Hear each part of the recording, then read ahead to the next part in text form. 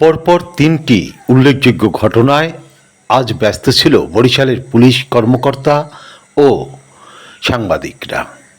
এর একটি ছিল হানি ট্র্যাপ, যে ঘটনায় দুজন সদস্যকে আটক করেছে কোতোয়ালি থানা পুলিশ। অন্যটি গত 4 মে বরিশালের ভাটিখানা থেকে নিখোঁজ কিশোর সৌরভ দাসকে উদ্ধার করা হয়েছে কক্সবাজার থেকে। এটাও ছিল উল্লেখযোগ্য একটি ঘটনা। এছাড়াও সবচেয়ে গুরুত্বপূর্ণ ছিল নগরীর অন্যতম একটি হত্যাকাণ্ড, অনিতা হত্যাকাণ্ডের আসামি হিমুকে আটক করেছে র্যাব 8। হানি ট্র্যাপে যুক্ত 4 সদস্যের 2 সদস্যকে ধরতে পেরেছে কোতোয়ালি থানা পুলিশ। তবে হানি ট্র্যাপের শিকার ব্যক্তিও কম দোষী নন, কিন্তু ইউনুস আলী তাকে উপস্থিত করা হয়নি। এ সম্পর্কে তদন্ত কর্মকর্তা লুৎফর রহমান জানান,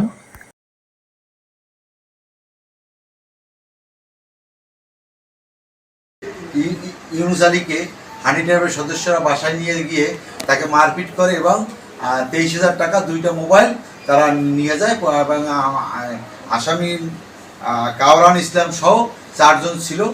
পরে ওখান থেকে 23,000 টাকা দেওয়ার পরে রাত্রে 11:30 সময় আসামিরা 2 বাদী ইউনুস আর তার একজন সহকর্মীকে তারা মুক্তি দেয়।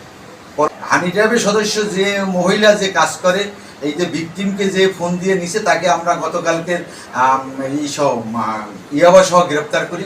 গ্রেপ্তার করার পরে তার বিরুদ্ধে মাদক মামলা রুজু হয় এবং এই সংক্রান্তে আসামিকে জিজ্ঞাসাবাদে বিভিন্ন কৌশলে হয়তো সকাল 11টার পরে মূল আসামি কাওরানকে আমরা গ্রেপ্তার করতে সক্ষম হই। 2টি মোবাইলটি তার কাছ থেকে আমরা উদ্ধার করি এবং তাকে জিজ্ঞাসাবাদ অব্যাহত আছে এবং 23,000 টাকা যে বাদী এবং সাক্ষীর কাছ থেকে নিছে সেটাও উদ্ধার হবে আশা করি। আটককৃত হানি ট্র্যাপ সদস্য সুমাইয়া ও কারওয়ান দাবি করছেন ভিকটিমকেও আটক করা হোক, কেননা সেও সমান অপরাধী হবার কথা এই ঘটনায়। এদিকে গত 23 এপ্রিল নগরীর মুন্সি গ্যারেজ এলাকায় একটি হত্যাকাণ্ড ঘটে, যেখানে কলেজ ছাত্রী সানজিদা কবির অনিতাকে হত্যা করেছে তার প্রেমিক মইনুল ইসলাম হিমু।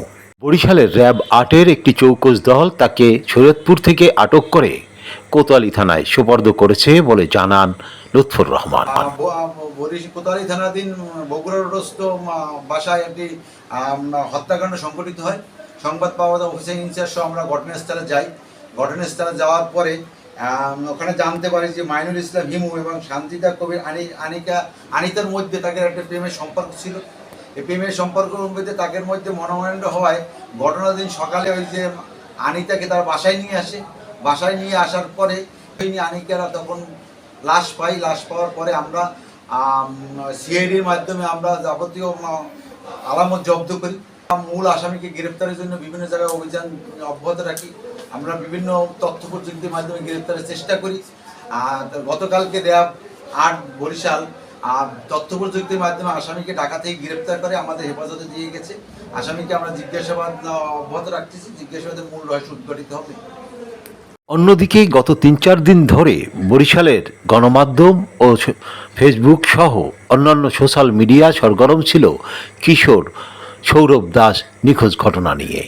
7 মে দুপুরে এই নিখোঁজ নাটকের পরিসমাপ্তি ঘটায় কাউনিয়া থানা পুলিশ। তারা সৌরভ দাসকে কক্সবাজারের ঈদগাহ থেকে উদ্ধার করে নিয়ে আসে। আর এ সময় কাউনিয়া থানার ভিতরে মা ও পরিবারের স্বজনদের সাথে আবেগঘন মুহূর্তের পরিবেশ সৃষ্টি হয়। তবে নিজের নিখোঁজ হওয়া নিয়ে সৌরভ দাস শানের বক্তব্য বিভ্রান্তিকর বলে অভিযোগ অনেকেরই।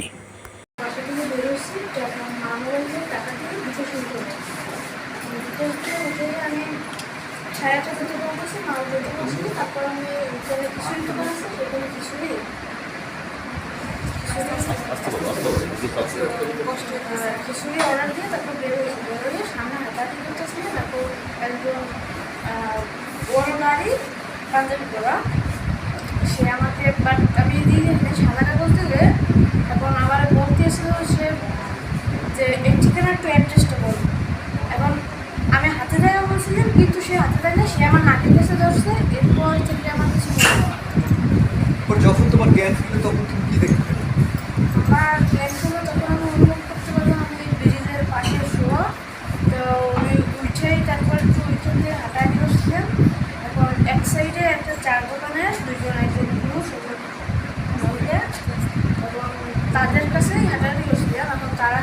বললো আর আমি এটা বললাম। তারপর তারা আমার ঈদগাহ থানা থেকে বললো প্লিজ আর কিছু জিজ্ঞেস করেন না। 500 টাকার পরিবর্তে 8,500 টাকা তোলা, একই স্থানে ভিন্ন ভিন্ন সময়ে মোবাইল পাওয়া, রাতের বেলায় ভাটিখানা থেকে রিকশায় চড়ে রিকশার হুড তুলে দিয়ে নিজেকে লুকিয়ে রাখা এবং বরিশাল থেকে কিভাবে কক্সবাজারের ঈদগাহ থানায় যে শান পৌঁছালো তার কিছুই জানা গেল না শানের মা মিতুরানী ঘোষের বাধা দেওয়ার কারণে। 2 দিন এটাই। কথা বলতে বলতে হ্যাঁ। এখন আমার মেন্টালি সিক অনেক সিক। তবে বরিশালের সচেতন নাগরিক সমাজের দাবি শানের বর্ণিত দাড়িওয়ালা ও পাঞ্জাবি পরা লোকটিকে খুঁজে বের করা এবং তাকে শাস্তির আওতায় আনলেই সত্যিকার ঘটনা বের হয়ে আসবে। তবে এই ঘটনায় প্রতিটি বিষয় গুরুত্বের সঙ্গে দেখে পূর্ণ তদন্তের আশ্বাস দিলেন কাউনিয়া থানার ভারপ্রাপ্ত কর্মকর্তা সঞ্জিত চন্দ্রনাথ। আরিফ আহমেদ, বরিশাল।